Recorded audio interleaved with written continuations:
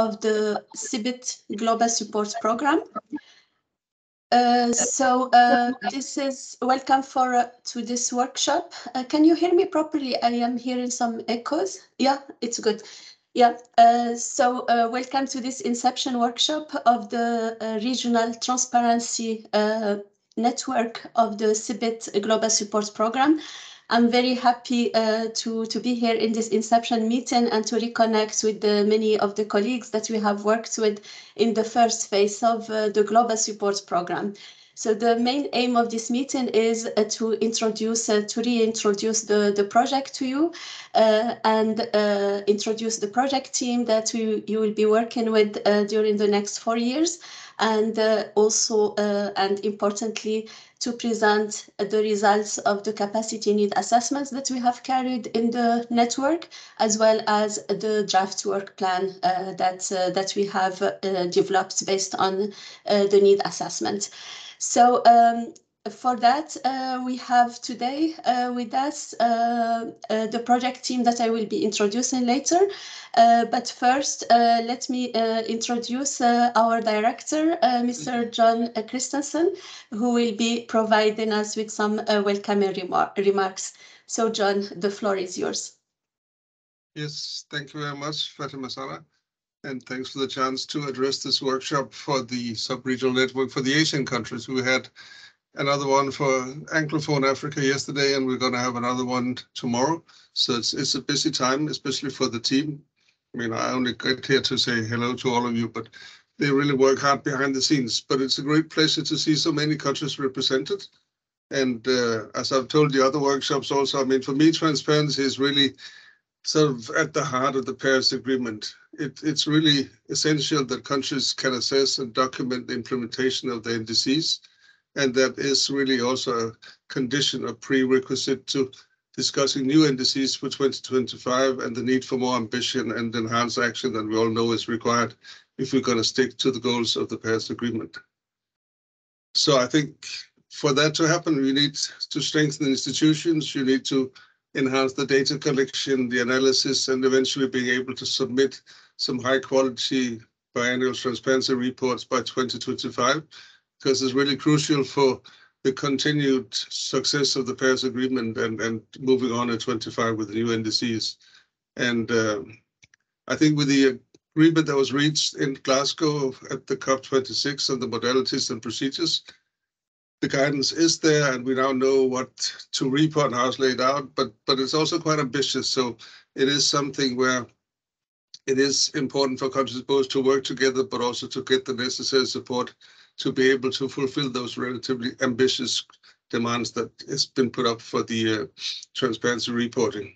And I think maybe in the process where you are now also, there's also a possibility to provide input to the global stocktake, which is ongoing right now. There's a deadline in the middle of March where you can come with suggestions and ideas about how to improve the stocktake process, the final parts, and also see how it links with the transparency process that you're getting into. At the Europe Copenhagen Climate Center, I mean, we've basically been working on transparency in a broad sense since way before the Paris Agreement. I think we provided the first technical assistance and training to countries for the first national communications back in the 90s. And we have really been consistently involved in working around issues of national communications, PURs, and so on. So, I mean, already in Paris, we were launching something called ICAT, the Initiative for Climate Action Transparency. Some of your countries are also participating in that program, where we currently support somewhere between 35 and 40 countries and provide training and guidance and so on. So we have really been on transparency for quite a long time. And of course, therefore, we're very happy to be the executing entity for a number of CBIT activities for Europe, and also thank the GEF Secretariat for the trust and support and also for participation. I don't know if they're coming on today, but they were on the workshop yesterday because the timing worked better. And of course, this CBIT Global Support Program is really sort of the main activity in this space right now. And these sub-regional networks that you're constituting is really the backbone of that program and really crucial to the success of the whole process. So we have quite high expectations to these first inception workshops and to the work that comes after that. and you really have a very important and I would say very challenging work program, but I'm sure it's going to work out fine. And you're in good hands with my colleagues. So I wish you a really successful initial workshop and a lot of work ahead, I can assure you, but good luck. Thank you. Thank you very much, John, for these welcoming remarks and for pointing out the amount of work that we need to do for the network and globally to be able to transition to the new enhanced transparency framework provisions. So thank you very much for that. And also, as John said, I would like to convey the greetings from our GEF colleagues who are not able to attend this meeting because of the time difference. So as they are based in Washington, so it's the middle of the night there, but they wish us all a very good workshop and a very good start of the work in the Asian region. So without further ado, let us then start with presenting the new project. So I would like to share my screen now.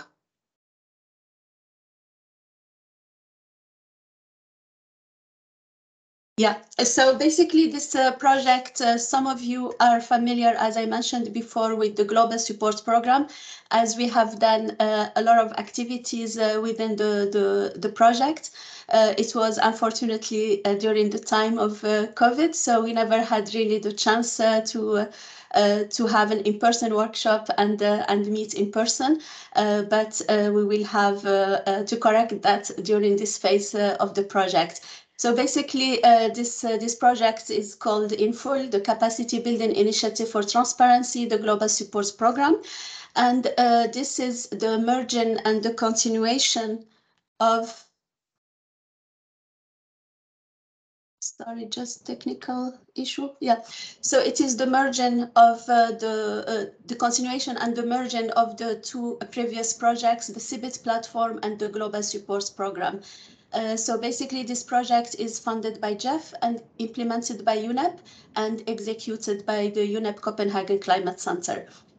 So the project has started last year and will run until 2026 with a budget of approximately 9 million USD.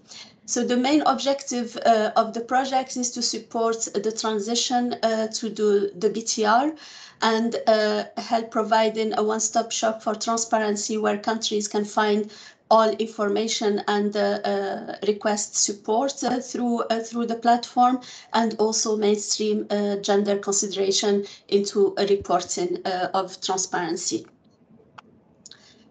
So the project has many components. One of the main components is the CBIT-GSP integrated platform. So before we had the CBIT platform and the GSP website, and now we are creating an integrated platform that has also many other functionalities. And the idea is also to make it open to all and make it not only a project platform, but a transparency platform, so that it's all transparency practitioners can find the most up-to-date information about transparency projects, country activities, transparency reports, capacity needs, and also be able to request support there, and where we will have a matchmaking function between support providers and support seekers, and also to provide a platform for peer-to-peer exchange and south-south learning as well. So for now, we have completed the design phase of the platform.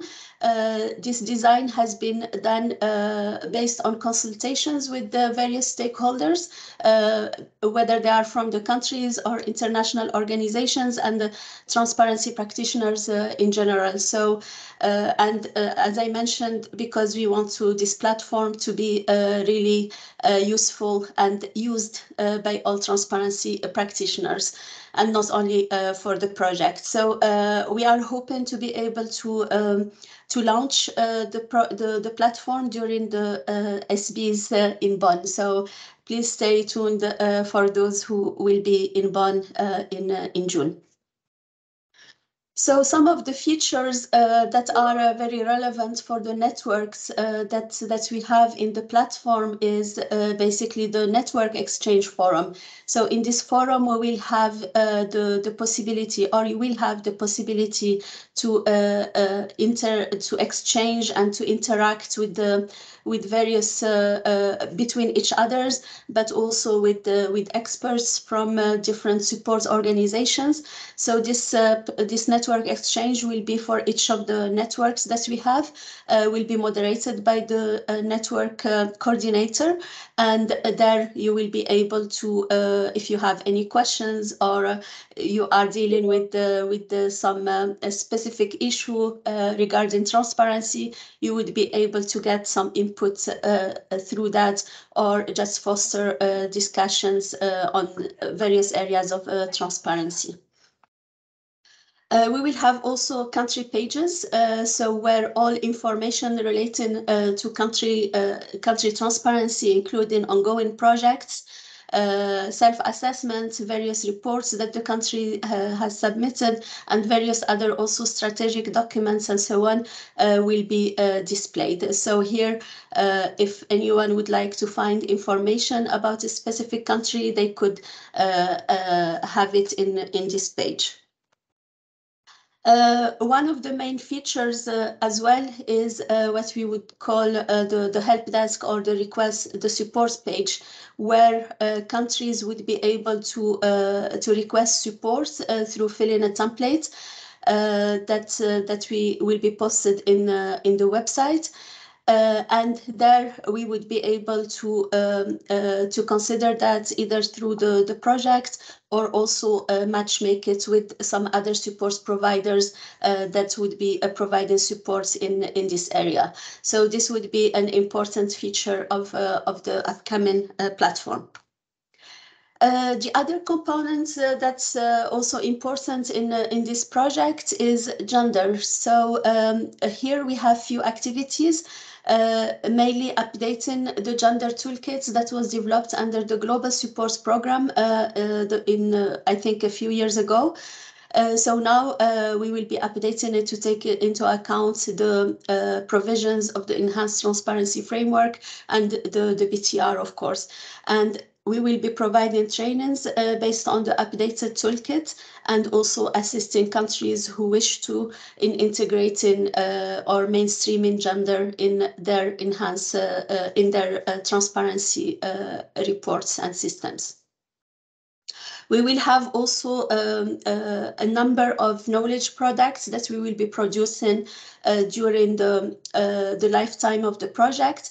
So these knowledge products are being now determined, because, as you know, many organizations are also producing knowledge products. So it is very important not to duplicate the work, but really look into what is the niche and what is the needs that need to be filled, rather than just producing another document. So we are currently doing that exercise, and we will be defining what kind of knowledge products we will be producing within the project.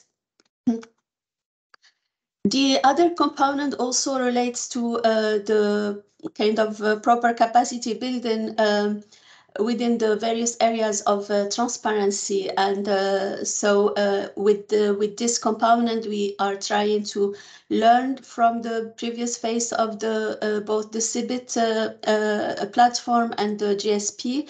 And the main areas that we have identified for support is basically helping countries with accelerating submissions of the last BURs, helping with the transition to the first BTR, also supporting with institutional arrangements, because that is one of the main areas, or what we call the backbone of transparency, and also fostering south-to-south exchange. So the main medium for supports that we have identified that was quite successful during the previous phase is through the regional networks. So under the GSP, we had quite a few networks, and now we have streamlined these networks and created 10 networks now. So we have the Spanish-speaking Latin American network, Anglophone Caribbean, Lusophone cluster, the MENA network, Francophone network, Anglophone African network, Eurasian network, Central Asia and the Caucasus, Asia, and the Pacific. So in these networks, we have started, as you know, by capacity need assessment, so that we are providing support based on the actual needs of countries, and that they are really evidence-based rather than us determining what countries would need, but that should rather come from the countries. So based on this capacity need assessment, we have identified priority areas for each of the networks, and based on that, drafted annual work plans and training plans.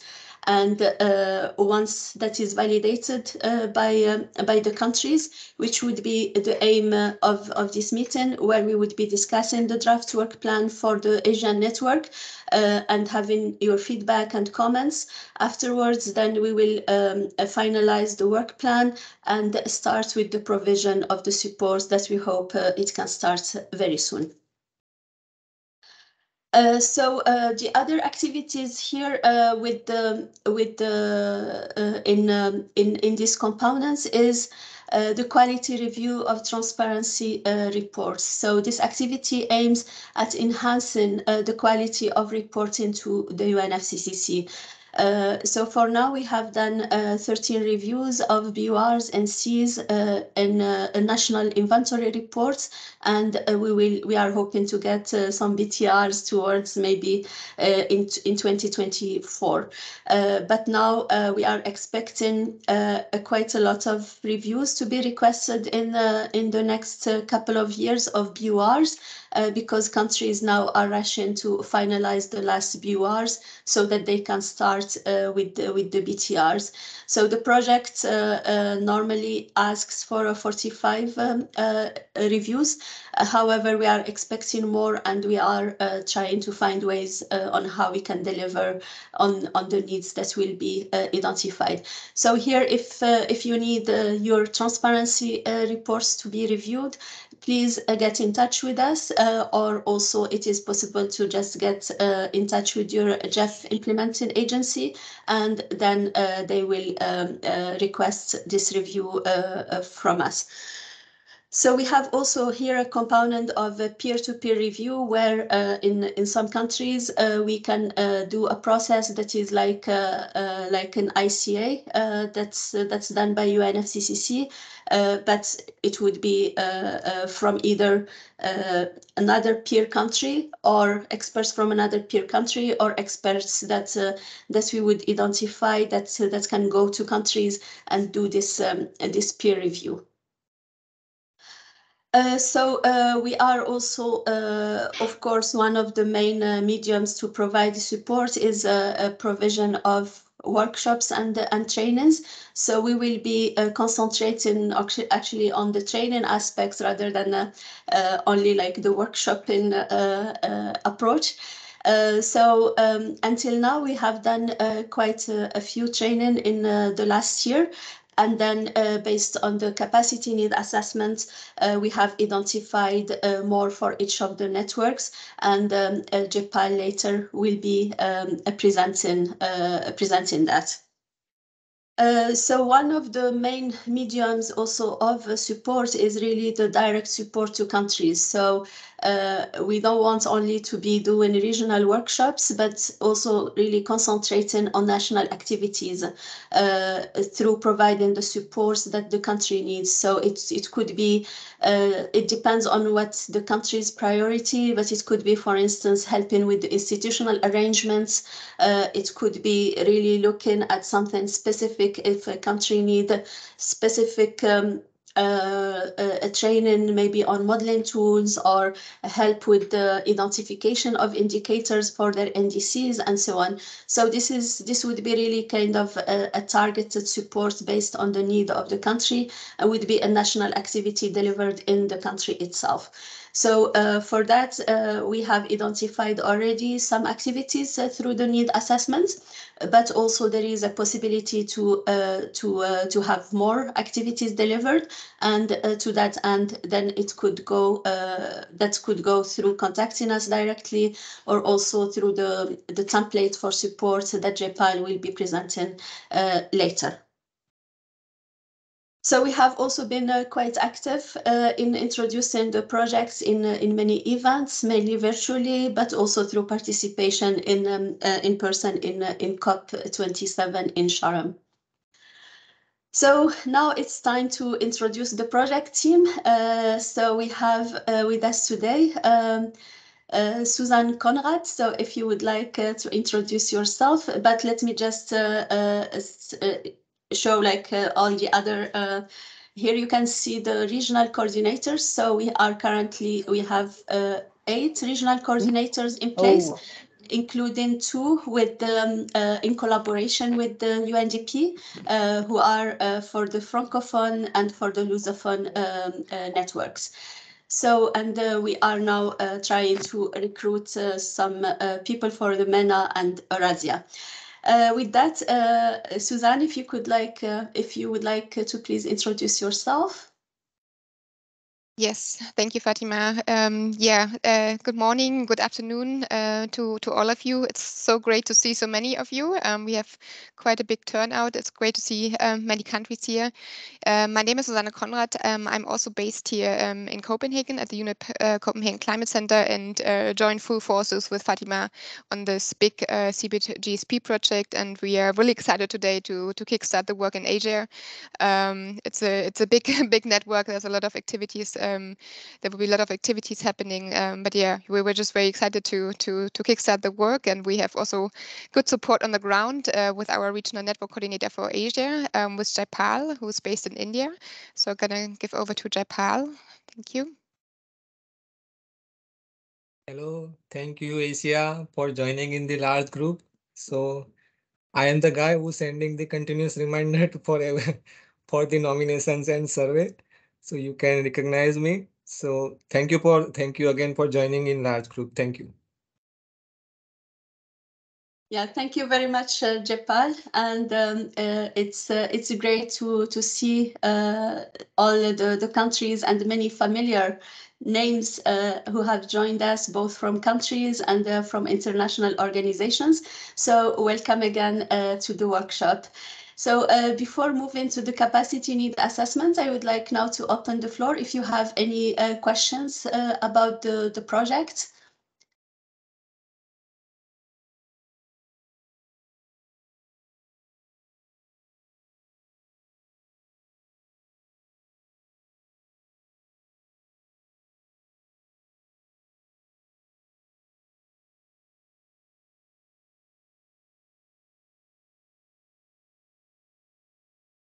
It seems that there are no questions about the project, unless there is something in the chat.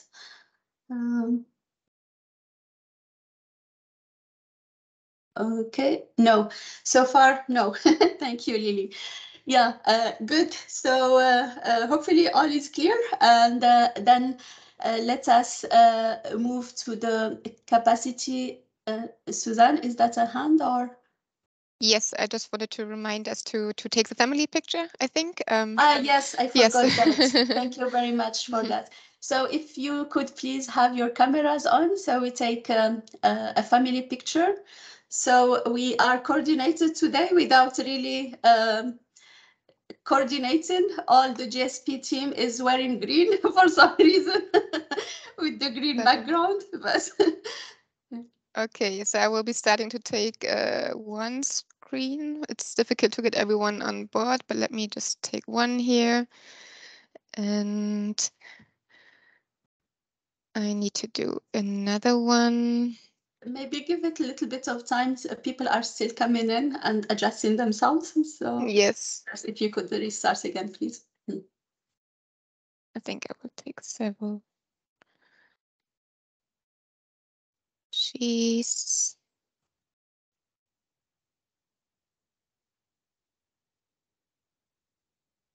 And one more.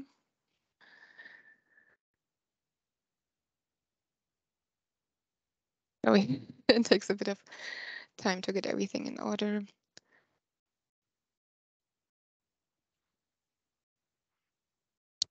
And so one last shot, and then I think we are good to go.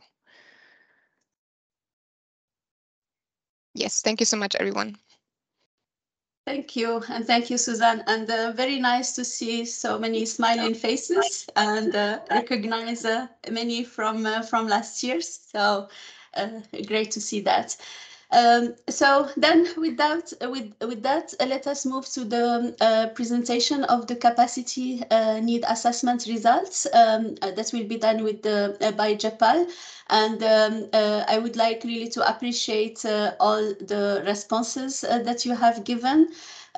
We had a really great return rate on the survey, which usually is not the case. So we are really grateful that you have taken the time to respond to the capacity need assessment.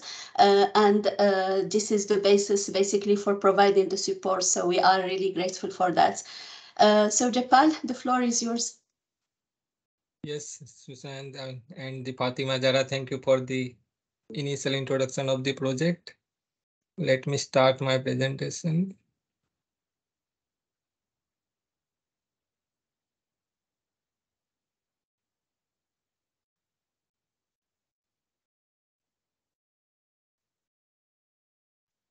Okay, now you can see my presentation in full screen mode.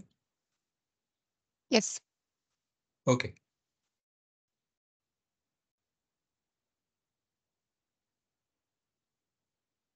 Let me start with the. So we have conducted the, as Fatima Zara informed you about the CBIT-GS project activity and the scopes that we have covered in this project. So here I will present the results and the perspective of the capacity needs assessment, which is carried out in this Asia region. So we covered the 21 countries from the Asia region, which are mostly from the Southern Asia and Southeast Asia. So let me go to the next slide. So yeah.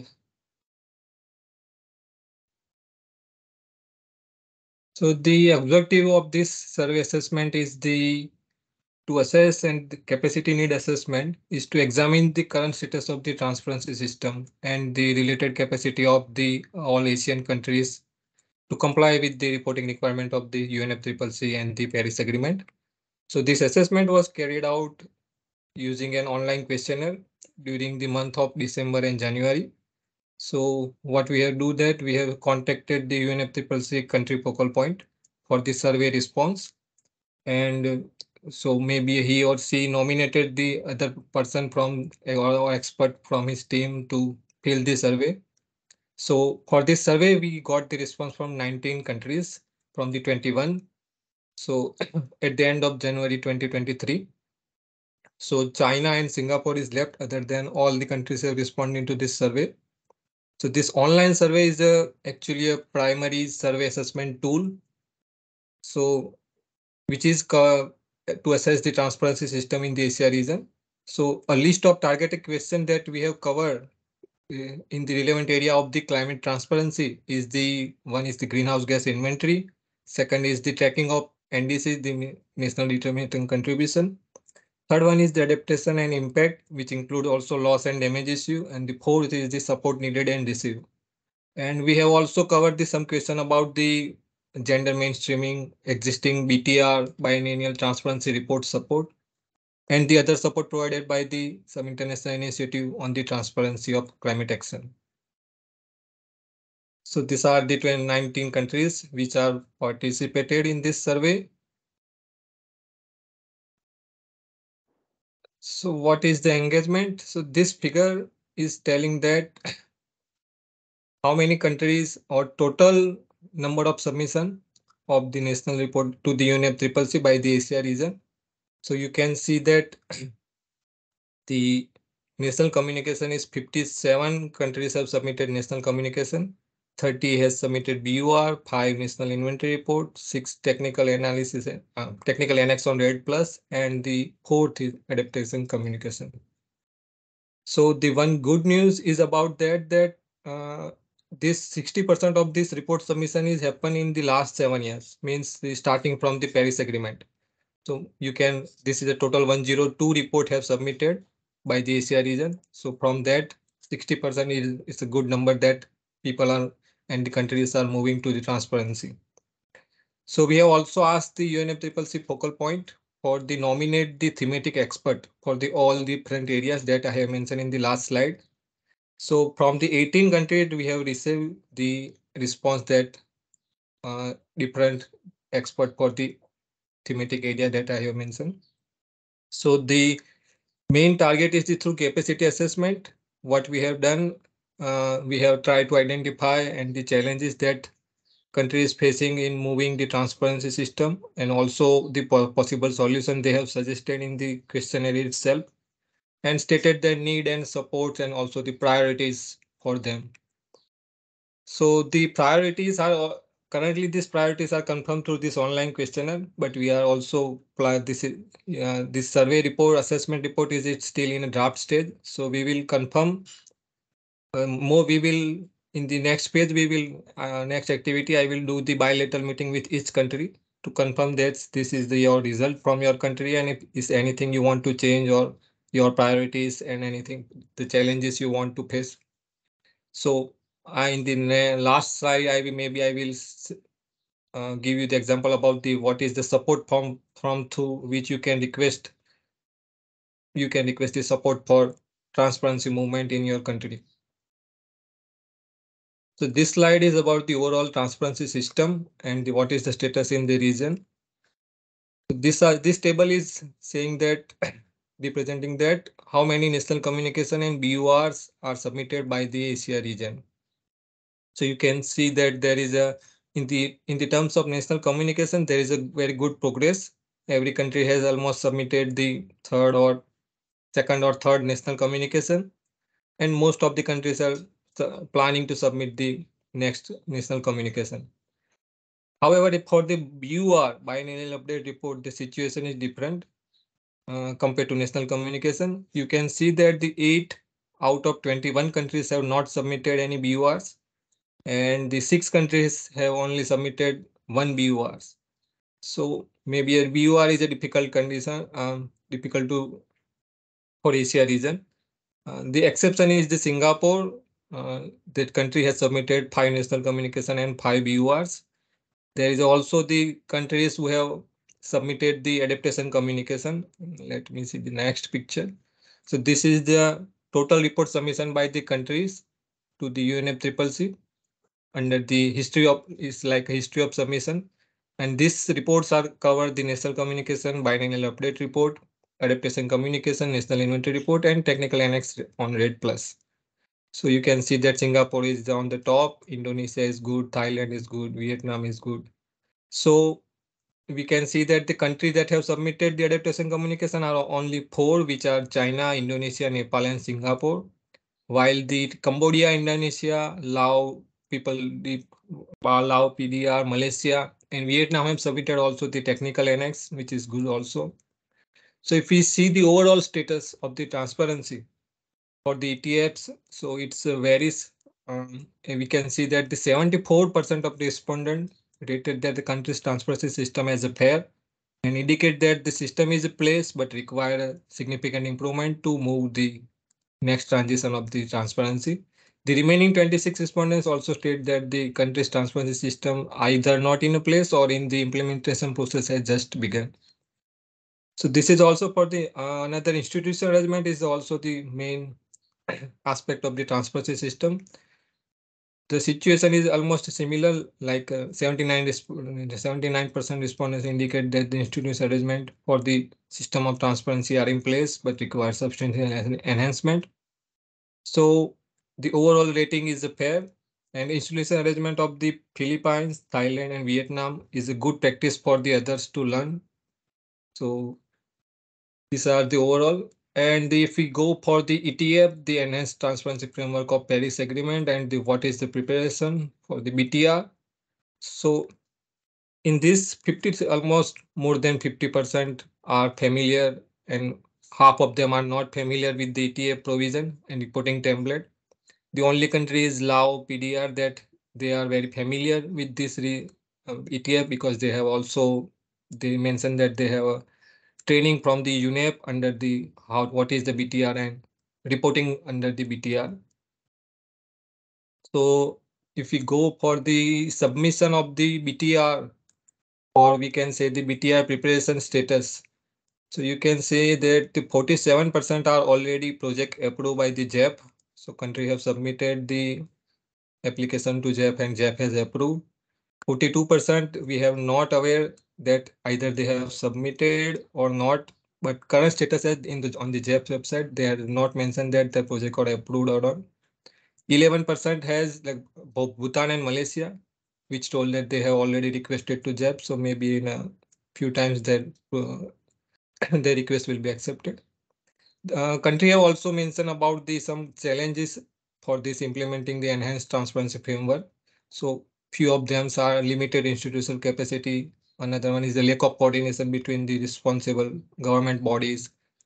One of this lack of technical capacity of the various group, lack of resources, capacity building of human resources, some lack of data mostly in the GHG inventories, mitigation and NDC tracking, and also the lack of finance and the political will.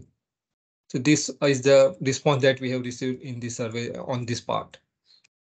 So if we go for the like I has mentioned earlier that there is a 4 ETF reporting area. So for the terms of in terms of institutional arrangement, this is the result that actually we have a 5 categories. One is the advanced, good, fair, poor, and absent. So no country has reported the advanced, but there is a good and fair rating from the in the terms of institutional arrangement for the each reporting areas. So you can see that the half of the countries are responded that institutional arrangement are established and requires minor improvement. However, the countries have also not established proper institutional arrangement in terms of NDC tracking, adaptation and impact, loss and damage, and support. But for the greenhouse gas inventory, it is good. So as per the respondent, the arrangement, you can see that the institutional arrangement for the greenhouse gas inventory are either good or fair. Means almost 75% are in the good state. Only the exception is the Bangladesh and Mongolia and Sri Lanka. They need a adequate arrangement to set up their GH inventory system. For the NDC tracking also there is a situation is different. 26% rated for good, 37 for the fair. So Bangladesh, Bhutan, Brunei, Indonesia, Nepal, Sri Lanka, Vietnam reporting that their consideration support is needed in institutional arrangement for the specific aspect of ETF reporting. Adaptation and impact and loss and damage are almost equal to like for the loss and damage, 72% people assessing that it is a fair and poor institutional arrangement which requires improvement. And the last section of the survey that people also most of the Asian countries have mentioned that they need to assess the how to assess the loss and damage effect. After the last COP decision, I think countries are aware that they need to assess the loss and damage. So for the support needed and received, Cambodia and Pakistan are the only countries though they mentioned that they have good institutional arrangement for the support needed and support received category.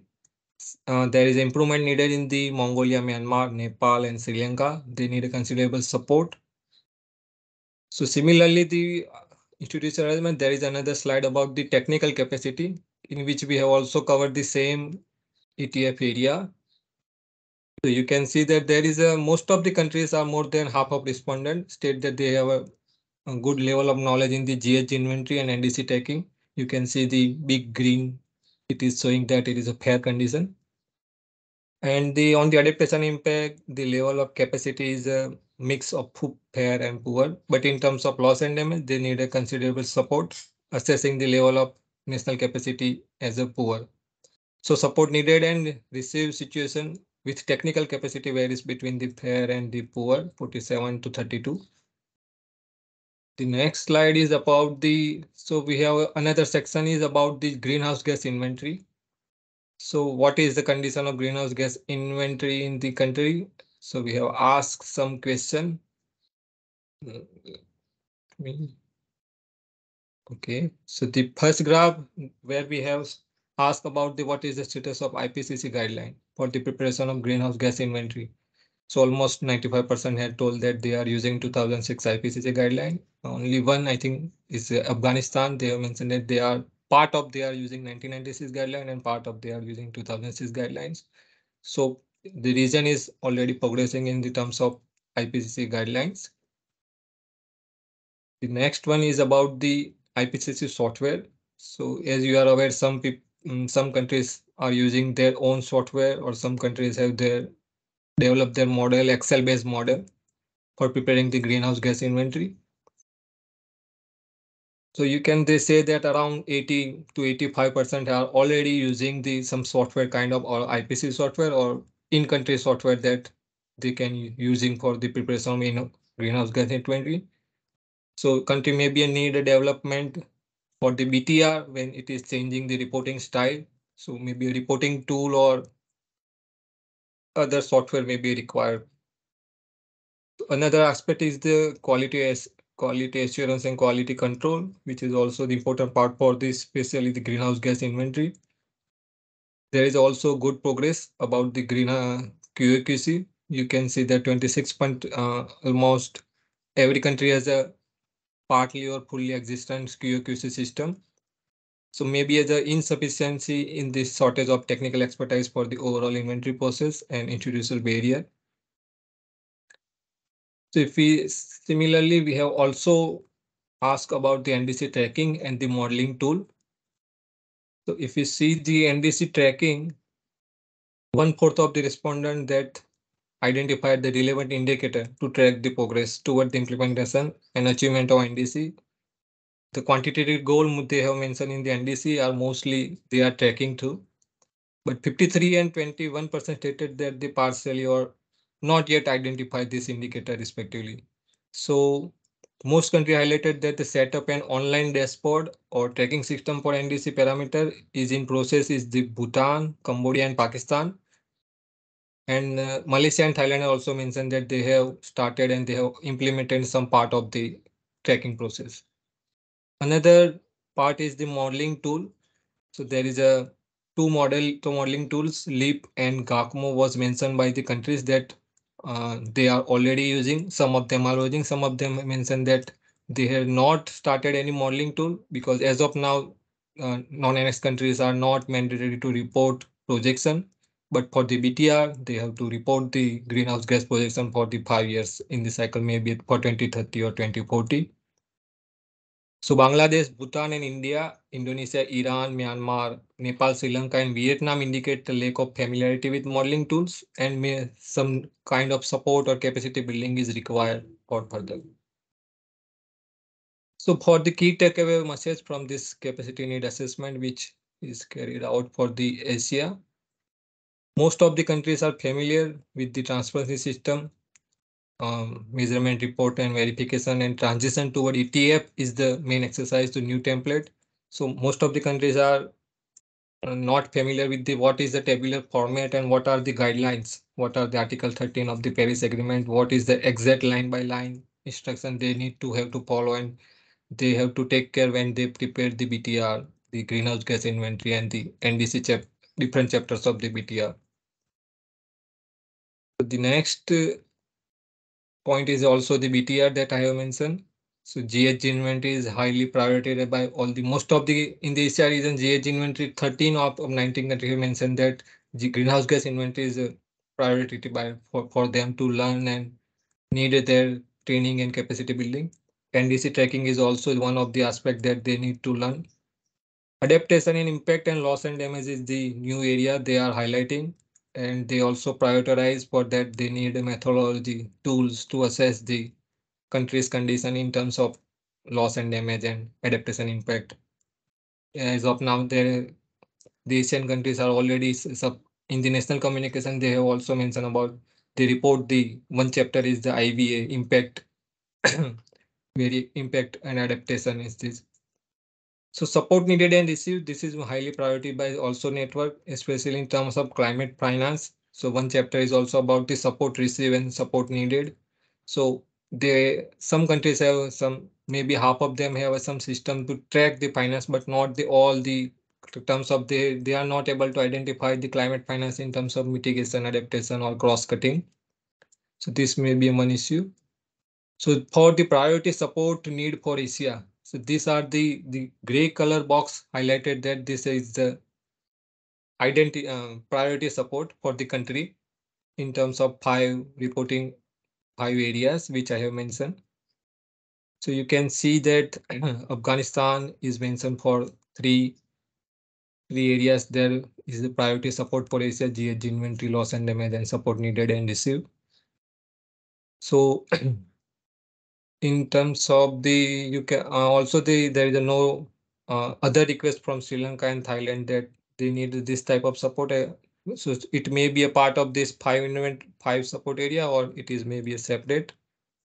So it will be clear better after the bilateral meeting with countries. In the next slide, there is also the other transparency support initiative in the Asia, which I try to cover, and country have also mentioned in the response that there is also some transparency initiative by other international agencies. So I have listed some of them.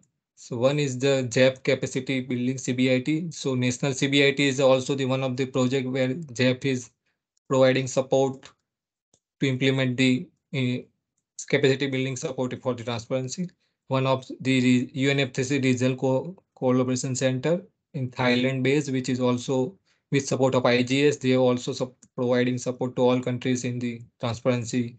UNFCCC, UNEP Regional Office, UNDP Country Office, GCF Readiness Project, and the ICAT also is providing the support. Sri Lanka has also mentioned that they have a good support from ICAT for developing the transport tool to assess the greenhouse gas inventory and the projections, and to follow to move toward the transparency system. So in the next, so these are some priority area support. So this is the summarize of all the areas that was highlighted by these countries. So greenhouse gas inventory is the top, and after that GHG projection and transition are the most of the countries have mentioned that they need a support. In terms of greenhouse gas inventory, they need a institutional management, sustainable management way. So quality assurance and quality control is required, better plan to verify and reporting the greenhouse gas inventory. New software may be a come around, so they need a training for the BTR, new IPCC methodology. So best practices, they also want to learn what is the best practices in the region, or maybe a globally they can learn from the other countries. So development and preparation of BTR. So we are also my next presentation, I will tell that what is our broad plan based on the assessment report. For NDC tracking is also the one of the important aspect for the priority area. Setting up institutional arrangement. So most of the country have already institutional arrangement for there, but they want to improve to as per the next reporting system. MRV system is also, and the adaptation, loss and damage, and climate finance is also the priority area of support. So this all are the priority area support was the mentioned by the country in this survey. Some of them are already implemented, or some are in a pilot phase. So they are aware about the transparency system they need to improve, and they also identify some challenges that they are facing, and maybe some possible solution that they can address. So this is what I am talking about previously, that this is the type of support form. So country just need, this is only 2-page form. You just have to mention your basic information, country contact name, and the what is the area that you need support requested, what type of support you need, so what is your objective, and what is your expected outcome from this uh, challenge, or you can say the what type of problem you are facing in the moving towards the transparency. So we just have to fill some basic information, and the last is the estimate budget, that what type of budget you require. It depends on the what type of the support is requested, like a webinar or workshop or in-hand trainings, or what is the. So as per that, you can mention the budget, and the two-page form you can send it to us. We will also circulate to each. If you just, I will, in the next slide, I will send you the, you can note down our email and just request for the support form, and we are ready for the bilateral meeting with you, just to clarify this, and we can discuss this assessment result, and we can move forward to for the support requested. So here is the team of the Asia region. So I am handling the Asia region, and the Fatima Zahra and the Susan is also supporting me. So please, I will request everyone to, if you want any type of support, this is our email ID. You also have my email ID. I have requested to through survey assessment. I have contacted you. So this is the end of my survey assessment presentation. So if you have any question, anything, I am happy to answer. Thank you very much, Jepal, for this presentation. As we can see from this needs assessment, there is one of the main areas that we think would be a priority to deal with is basically the getting funding for the BTR. As we can see, just over half countries have already funding approved by GEF. So this is a priority to get that sorted, so that all countries can start with the BTR. To that end, we will start already in March. We will have a webinar with GEF and GEF implementing agencies that are active in the Asian region, so that you can have more information about how to access GEF funding depending on the various with whatever implementing agency you choose. So I think that's a priority. We have seen also that there is quite a need in institutional arrangements. We see that, for instance, for inventory, most countries have quite good institutional arrangements because they have been doing that for quite some time already. But for the other areas, there is a need to improve the existing institutional arrangements. We have also seen a lot of needs in general for the transition to the BTR, especially with the NDC tracking. So there is a need to have further support in that areas, in addition to the traditional ones that relates to familiarity with IPCC guidelines and the QA/QC and so on. Yeah, so with that, the floor is open if you have any question or comments.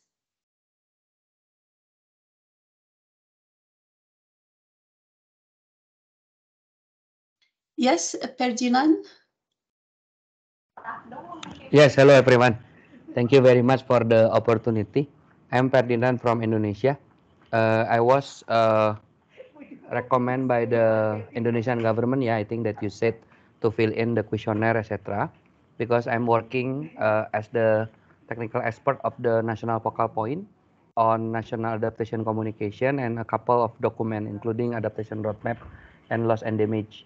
So in this regard, I already here, and I'm also now involved in CBIT project funded by GF in Indonesia, that is targeted to increase the country capacity with regards to the Paris Agreement transparency framework, the enhanced transparency framework. Yeah. So I just want to know what kind of specific role of each country in this project, because I see there are a number of agenda, including the training, etc., etc. Is it the training only for us who are already recommended by the government, or there will be in-country training, for example, where we can engage with much more audience, expert, practitioner, etc. So they will know better about the enhanced transparency framework, including the tools and etc. For example, in particular, when we are talking about the use of IPCC guidance, as I rarely involved in the greenhouse gas inventory or mitigation, but it doesn't mean I don't know any, because my background when studied in the US is on climate change. So I studied overall about the climate change assessment, including mitigation and adaptation. So in a critical point is I just want to know the role of the country, the expert that already proposed by the country to be part of these activities. Thank you very much. Thank you very much for the question. So basically, the involvement of the countries would depend on the nature of the activities. So for the national activities, there will be a lot of room to include as many experts that are relevant to the area of support. For instance, if it's on modeling tools, people that are involved in doing the projections or working on NDCs, on inventory, on tracking of the NDCs. So all these people from different sectors and from different also different stakeholders could be involved. So when it is a national activity, so there is it's basically the country to decide who the audience should be and who to invite. For also for webinars and so on, that would be for virtual trainings as well. That would be the case. So the invitations will go to the focal points that we have. And then if they would like to share with others, others are welcome to participate as well. Now for the in-person workshops, that's where things get a little bit more delicate, because the budget that we have usually cover 1-2 people per workshop per country. And therefore it is basically normally if we were going to do training on NDC tracking, then the recommendation would be that the person nominated in the area of NDC tracking would be participating. So it's but it's also like the decision of the country themselves. So we are trying to have more partnerships and to work with other organizations so that we are optimizing participation of countries in the various workshops. But there is, of course, a budget limitation that limits participation in the in-person workshops.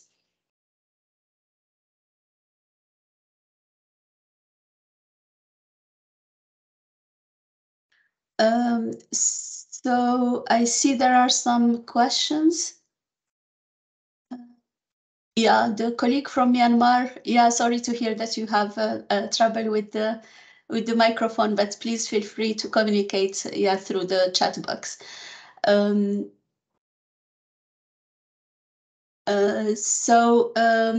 Whether we have tools and templates. So for now, we are still working on the CBIT, on the integrated platform, where we will have all the tools and knowledge products that are relevant for the various areas.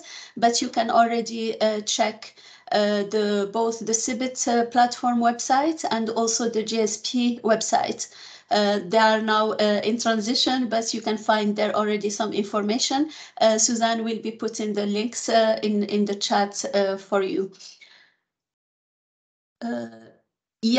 Basically, we are trying actually to have the question from Ferdinand. We are trying actually to work very closely both with the national CBIT projects and also with enabling activities. So the projects that do the NCs, BURs, and now BTRs. So to ensure that people from the teams are participating in the training. And usually within these projects, there is some budget to cover for some people to go to in-person workshops. So we are trying to work in a close collaboration with them. So we are doing that already for Anglophone Africa, for which we have a workshop planned in May. So we have started that process, and it will be also the case for Asia as well, and all other networks for that matter. So yeah, let me just see if there are more. I think, yeah, Ferdinand, is that a new hand or an old one? No, I'm good. Yeah, Thanks okay, for thank all the you. questions. Yeah. So any further questions or comments?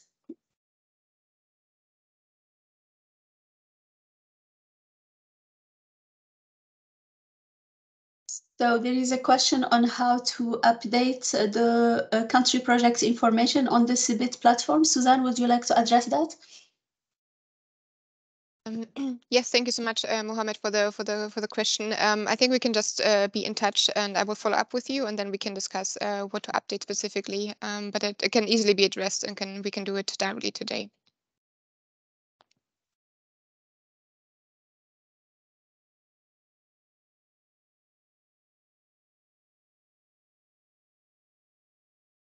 Is there any more comments or questions?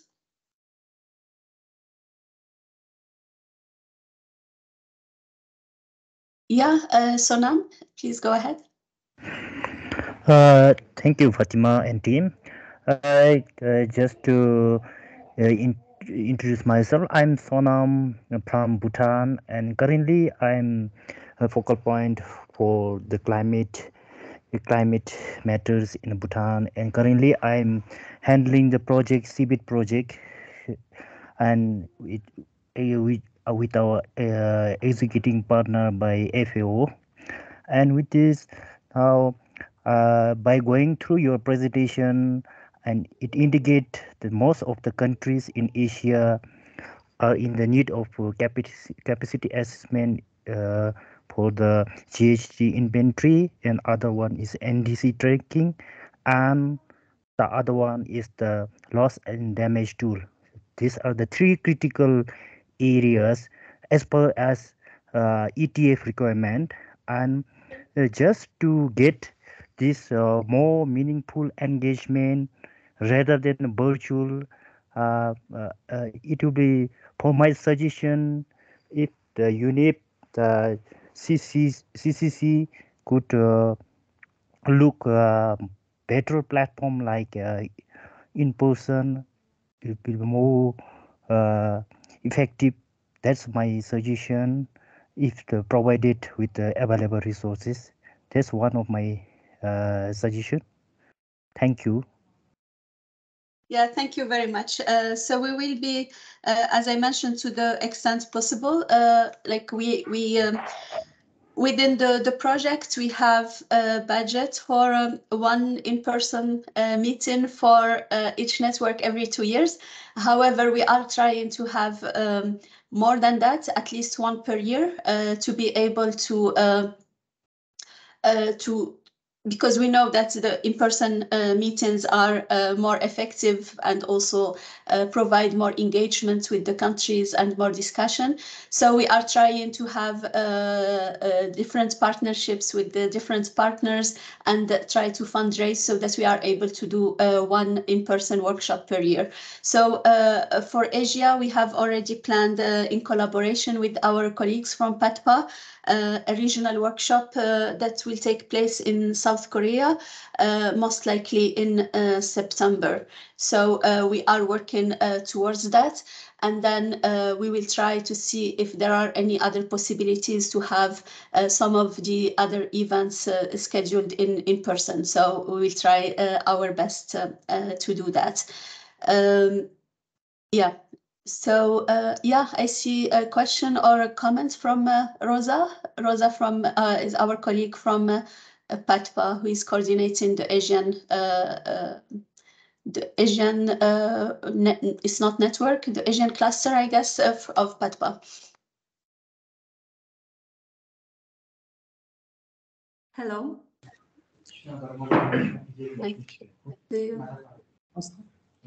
Hello. Hello, do you hear me? Yes, we can hear you, Rosa. Sorry, I think someone else's microphone is on. Yeah, yeah. And I'm also having some connection issues. I apologize for this. All of a sudden, it all turned off. Yeah, I also wanted to add to what just Fatima mentioned, and also to what the colleague from Bhutan just pointed out.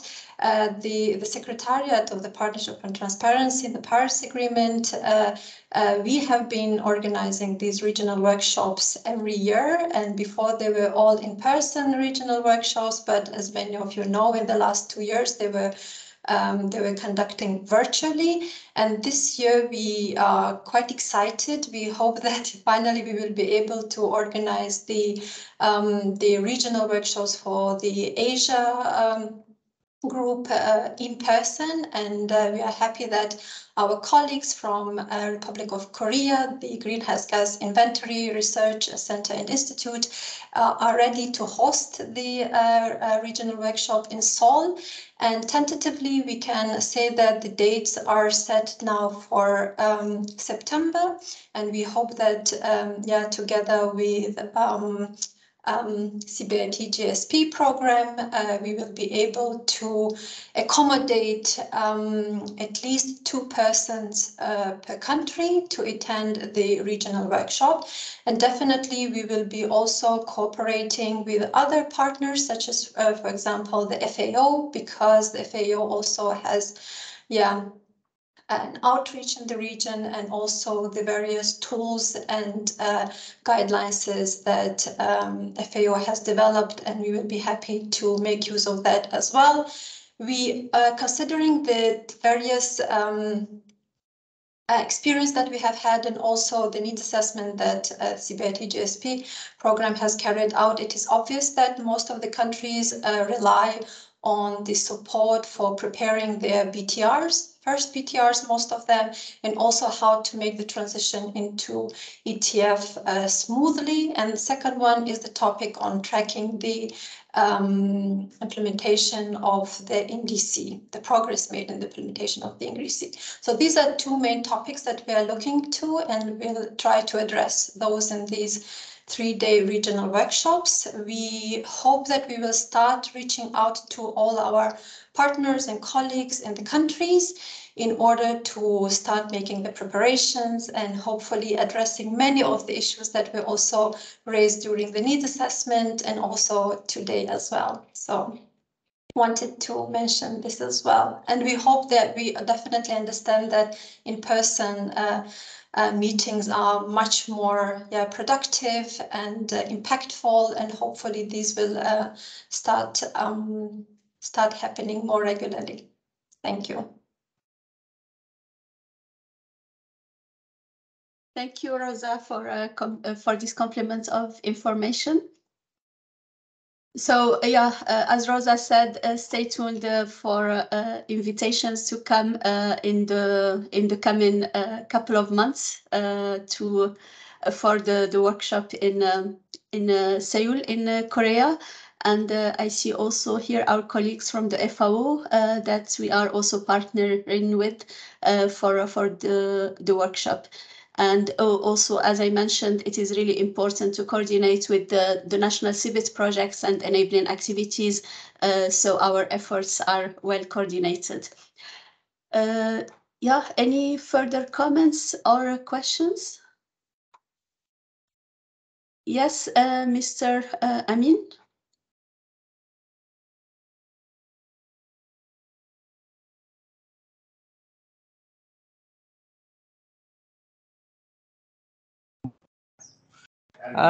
Hi, good afternoon, Mr. Fatima and other colleagues. Thank you very much for conducting this very important workshop and meeting. My question is about the training.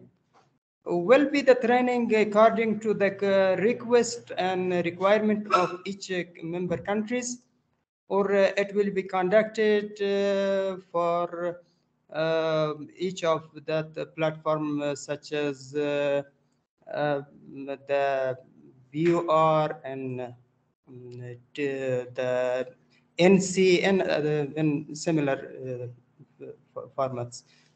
formulations. Thank you. Yeah, the activities that that we are planning will be dependent on the needs of countries. As I mentioned, we have already identified based on the capacity need assessment that we have done. We have already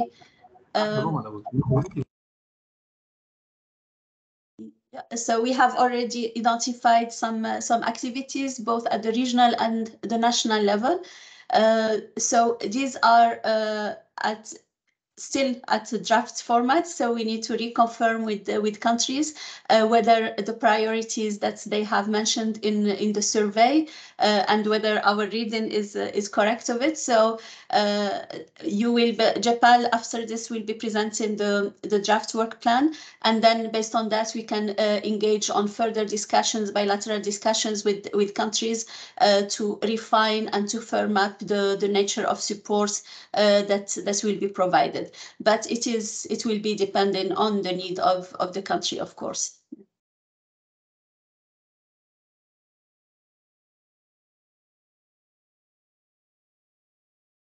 So I do not see any more questions. And let me just check in the chat. No, so good. So let us then move to the next part of this meeting. Japal will be now presenting the draft work plan that we have prepared based on the assessment. As said, this is still tentative, and we need to reconfirm some of the areas with you, especially the national activities, of course. I think for the regional activities, it's quite clear, but for the national activities, we need to reconfirm the priorities with you and work further on the scope of support. So Japal, you have the floor.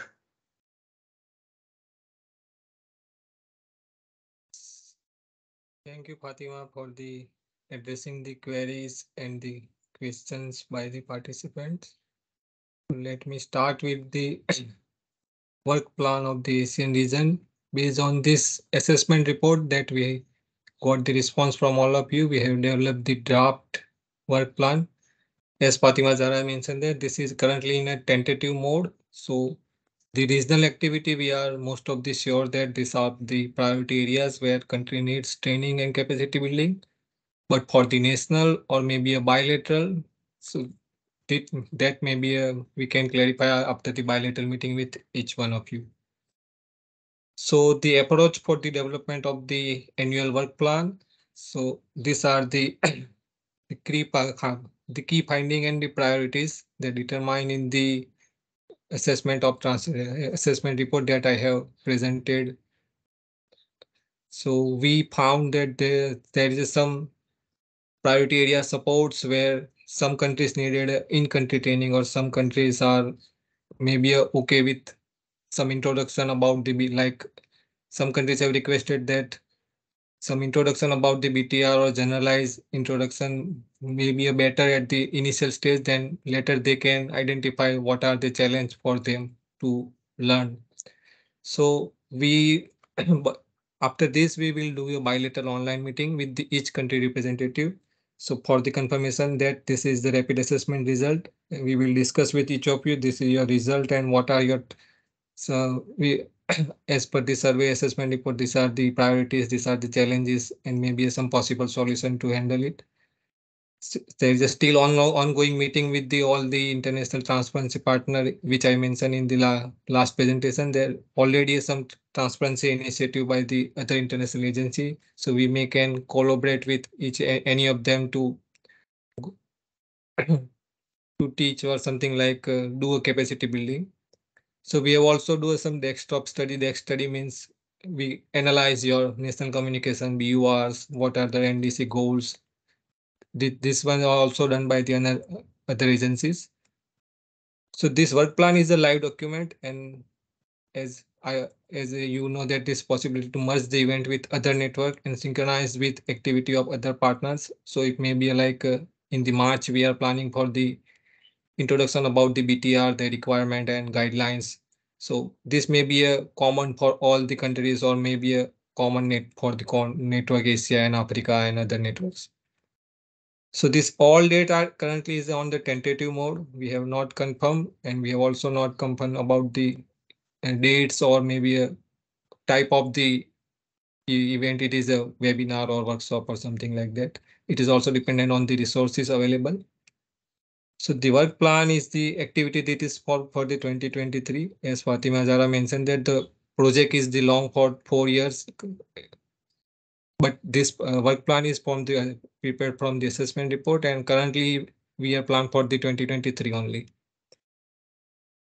So additional activity also be added based on the ad hoc request, like you Afghanistan has also mentioned and Bhutan has also mentioned that there may be some type of in-country support is required. So maybe we can change the work plan, and according to the support and available resources we can plan. So the first part is the regional activity. So as you seen in the my last presentation that some of the priority areas identify the countries.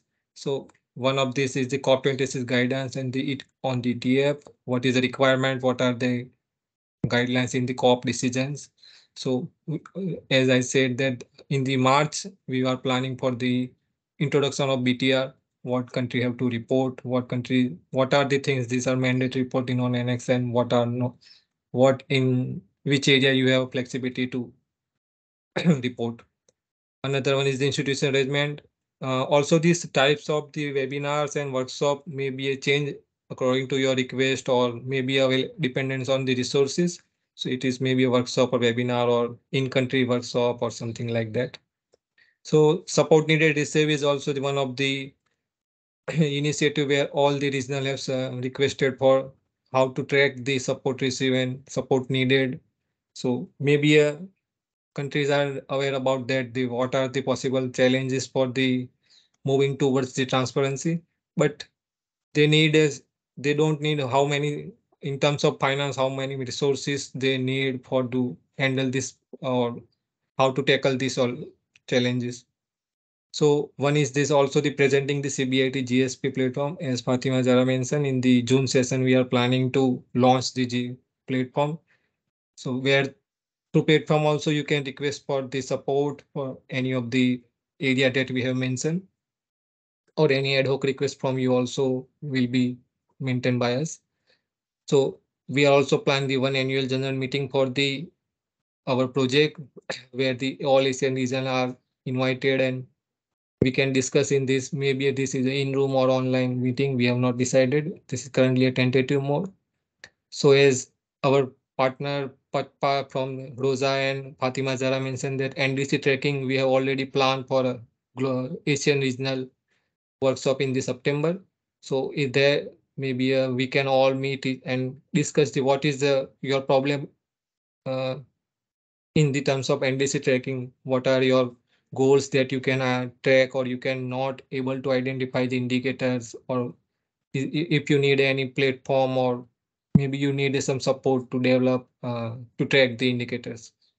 So loss and damage is from the, as you are aware that from the last two COP, this is the major issue mentioned by all the non-annex countries and the small island and least developed countries. So countries are also requested for the how to assess the loss and damage in their country, how to, what is the methodology, is there any instrument or approach through they can. So as per the request, or maybe we can currently we have planned that we maybe do some workshop on the in-room or online. And the last one is the, as Fatima Zara mentioned, that this is about the gender toolkit. We have already won that, but we are revising this and we will represent to each region and all countries through a virtual maybe webinar. So these are the all activities for the regional activities.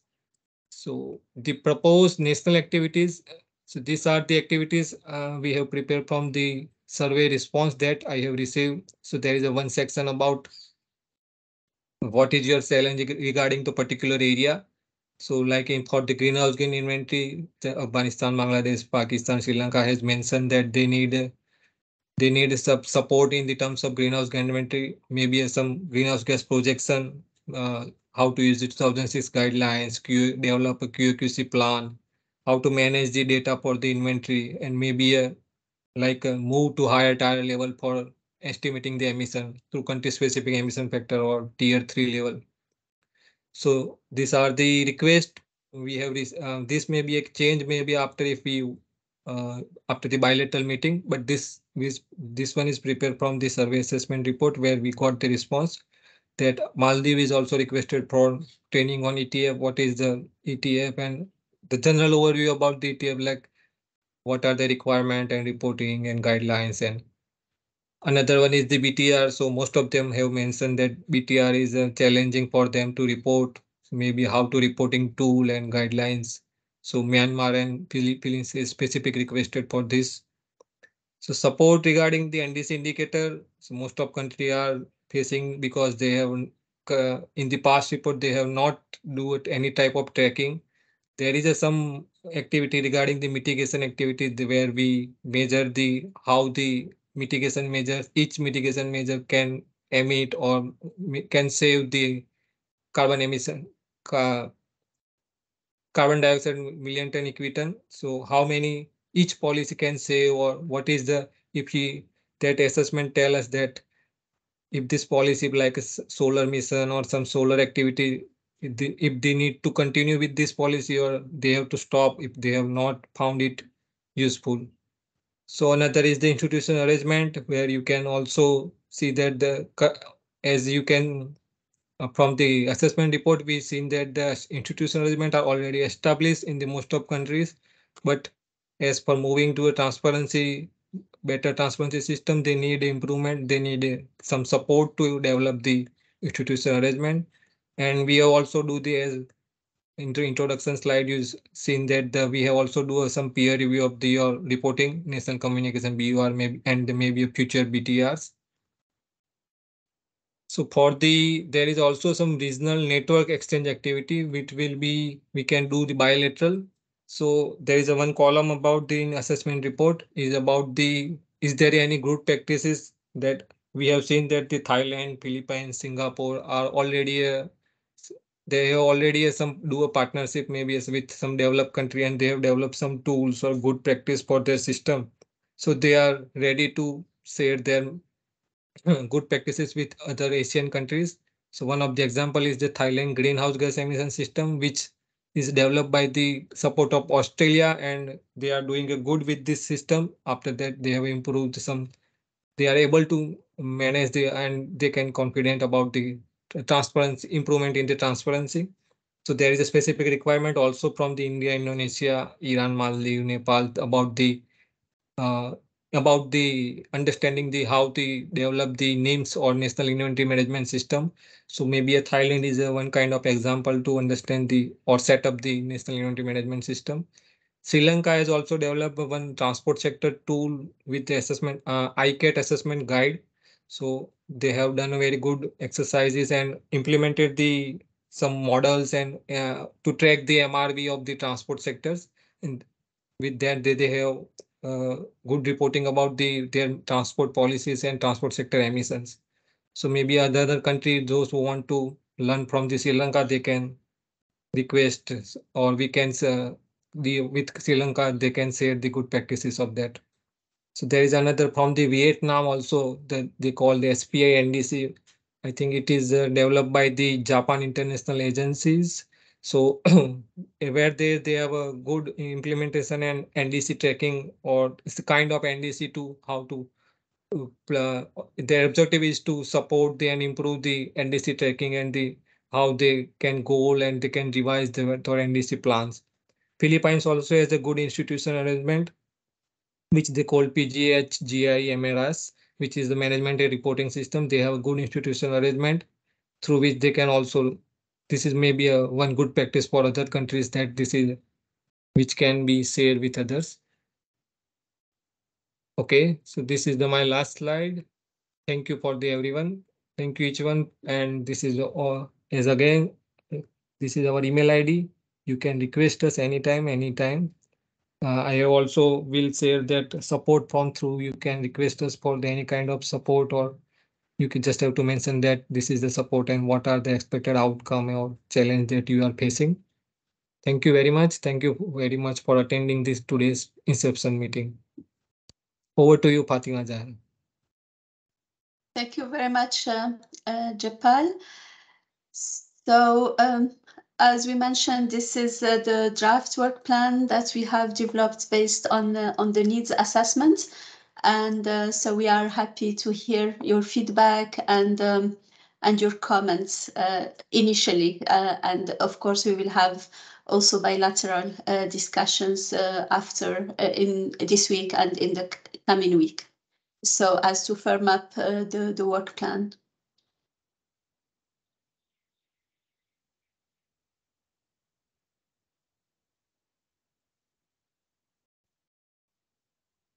So I see Mongolia requesting a training also on the ETF. Yeah, thanks for expressing your interest. We can discuss that also bilaterally. And also Mohammed Inaz, who is asking how to proceed with the bilateral meeting. So please get in touch with the Jepal, or Jepal will get in touch with you, and please organize a meeting to discuss further. I see Lily. Please go ahead. Yeah, thank you for the presentations. It's quite comprehensive, and for the result as well. I'm just want to clarify. Just want to have kind of confirmations. You mentioned that the work plan is for the time being, it can be changed based on the discussion or bilateral meeting with the country, right? Yes. Okay. Yeah. Okay. Thank you. Because in the following months, maybe we will have another. I mean that request that just notice when the focal point of the CBIT aware about that. So we just can call JPAL, connect with JPAL to sort of the additional or updating their activity related to the capacity building. Is that right? I mean that is my understanding is correct or not? I'm sorry, just let me try to understand the question or the request. So you say that there will be a new CBIT coordinator, and then no. Sorry. I mean that currently the CBIT project in Indonesia is ongoing, right? So in the meantime, they found that they need specifically activities that need to be added in the work plan of this CBIT at the global level. Is it still possible to add activities to the national CBIT project, or to participate at the global level? to participate in the activity at the global level? You mentioned the work plan is start from Q1 until Q4 is quite detailed. Yeah, I mean that the activities.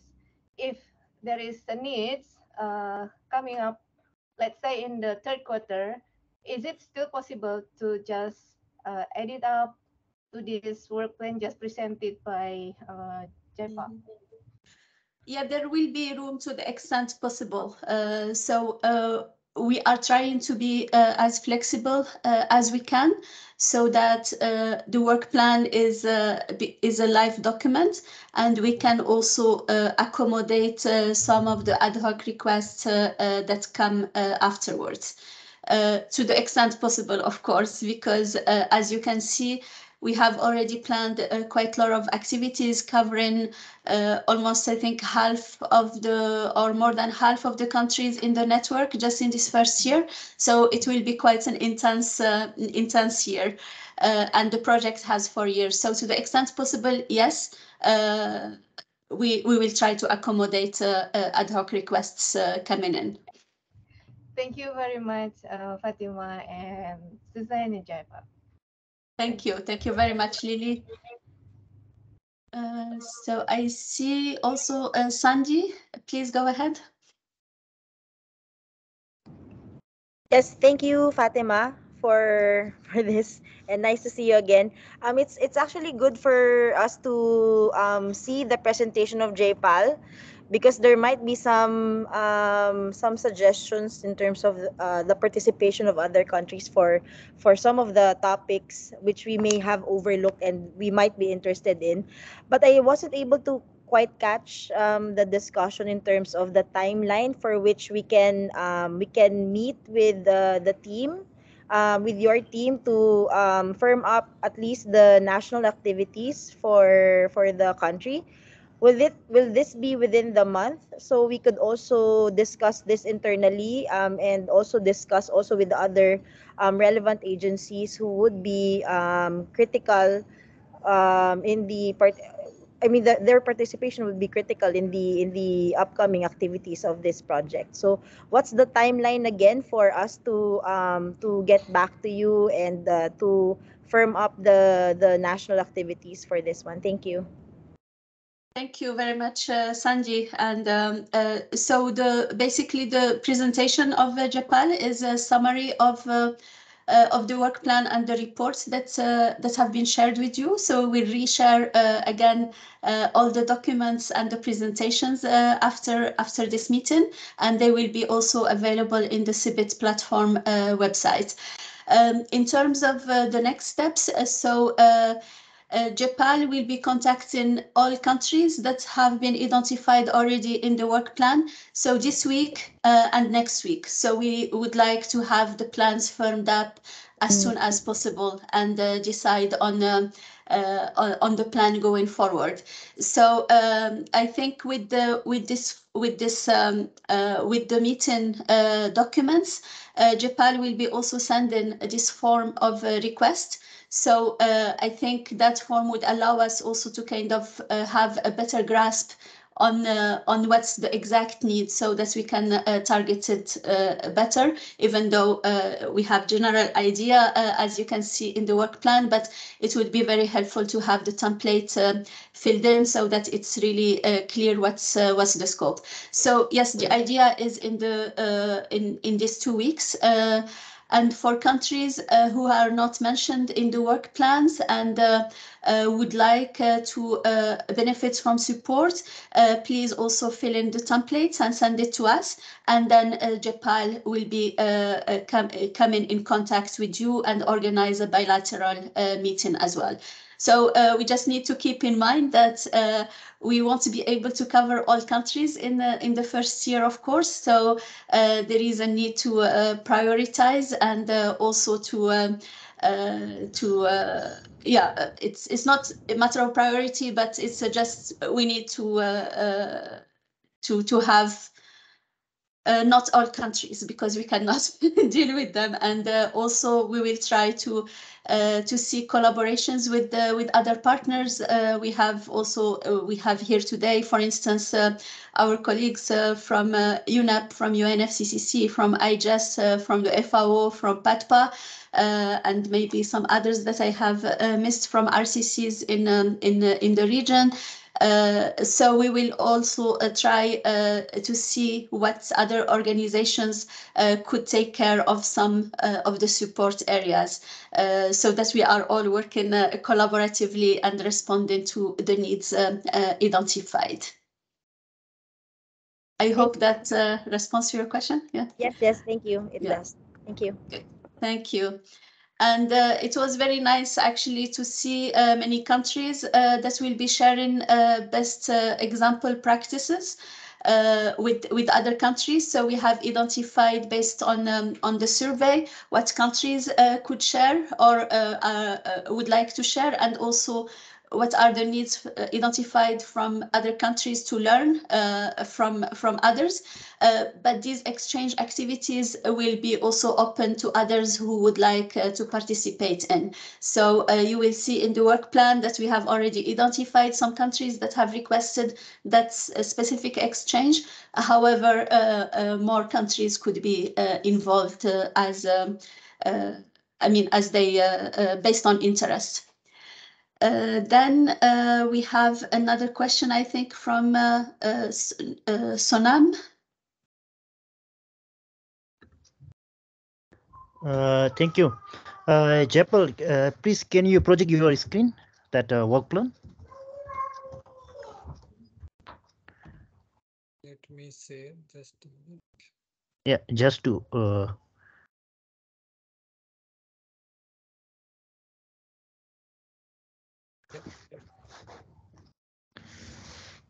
Which one? regional one.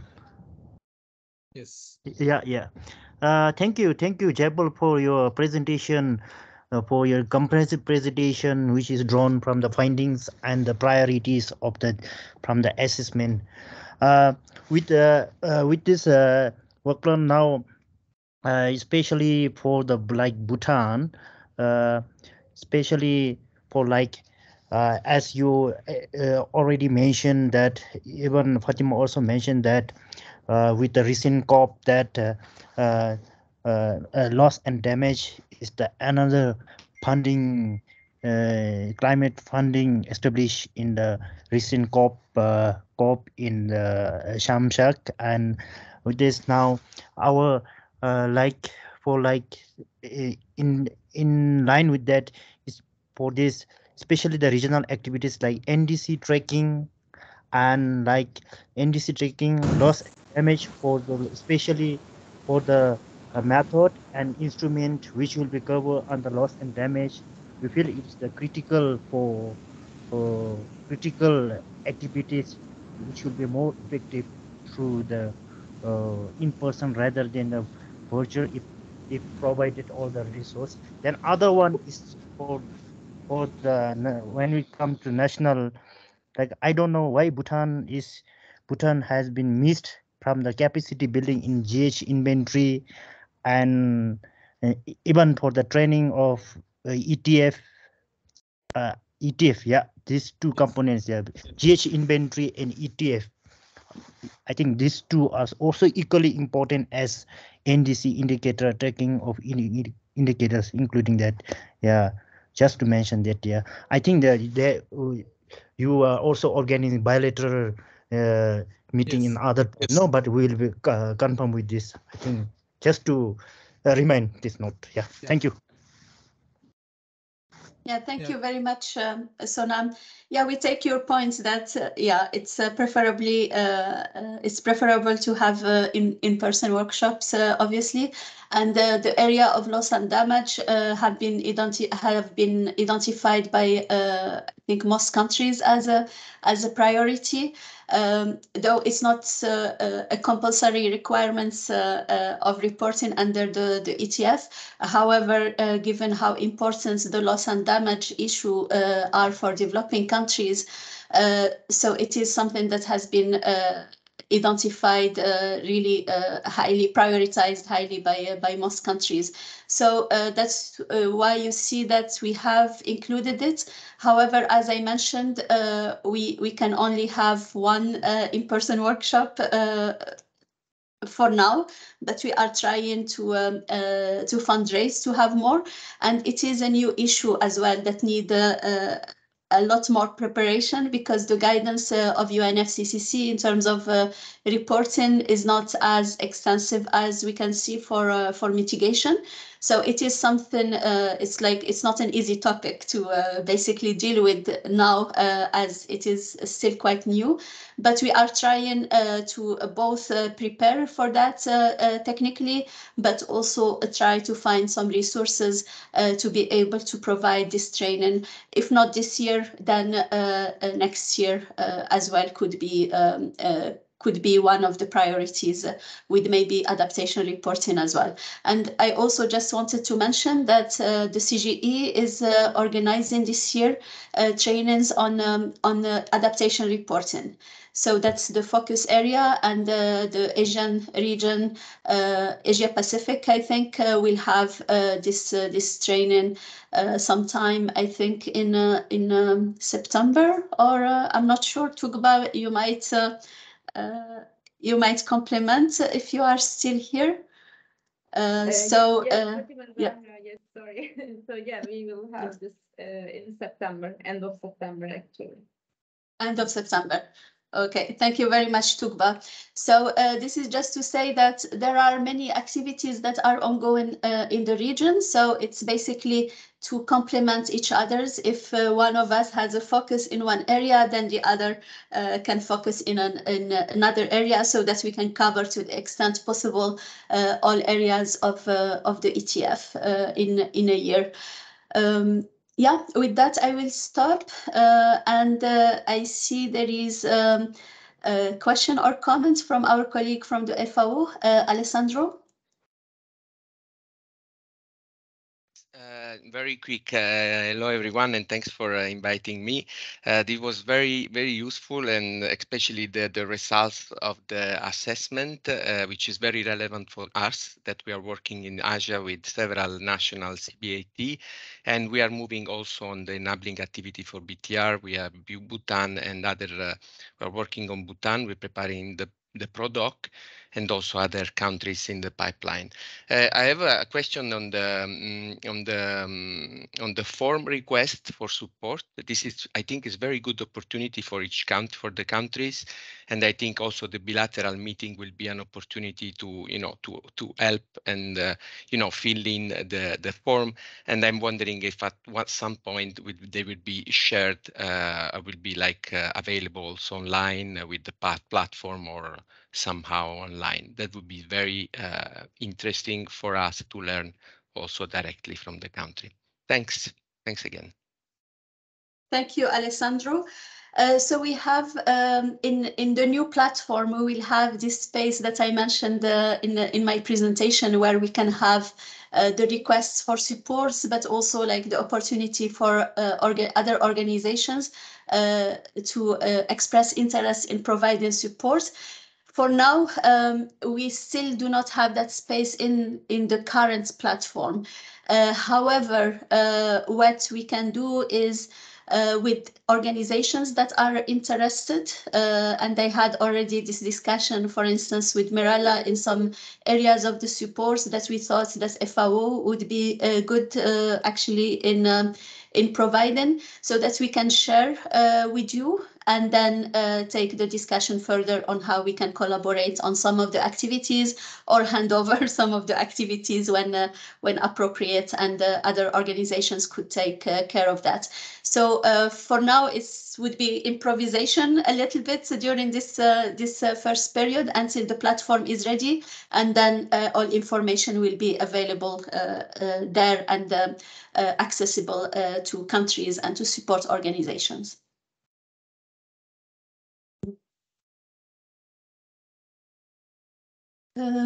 So Sanji, Sonam, these are old hands, or is it new questions? It's an old hand for me. Okay. Any further comments or questions, colleagues?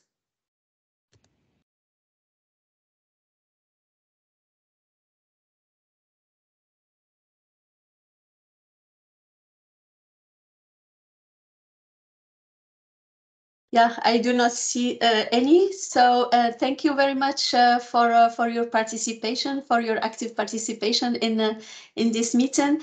And as I mentioned, the next steps will be that we will be sharing all the materials that was presented during this workshop to all participants, and also the need assessment to support organizations that I think can make also good use of it, we hope. And then also with the request forms, and then JPAL will get in touch to organize bilateral meetings. And for countries that are not listed in the work plans, please take the initiative if you would like, if you have anything specific that you would like to receive support from, please take the initiative to get in touch also with JPAL. And with that, thank you very much for your participation. We really appreciate your presence and all your comments and questions. And we look forward to working with you in this year, and to making the transition to the ETF as smooth as possible. So thank you very much for that. And goodbye for now. Thank you, everyone. Thank you. Uh, Bye-bye. Thank you. Thank you, Suzanne, Fatima, Jafar. Bye. Thank you. Everyone. Thank you. See you next Bye, time. everyone. Looking Bye. forward.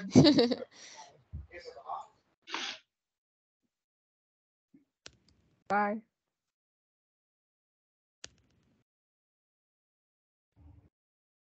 Thank you, everyone. Thank you. Thank you.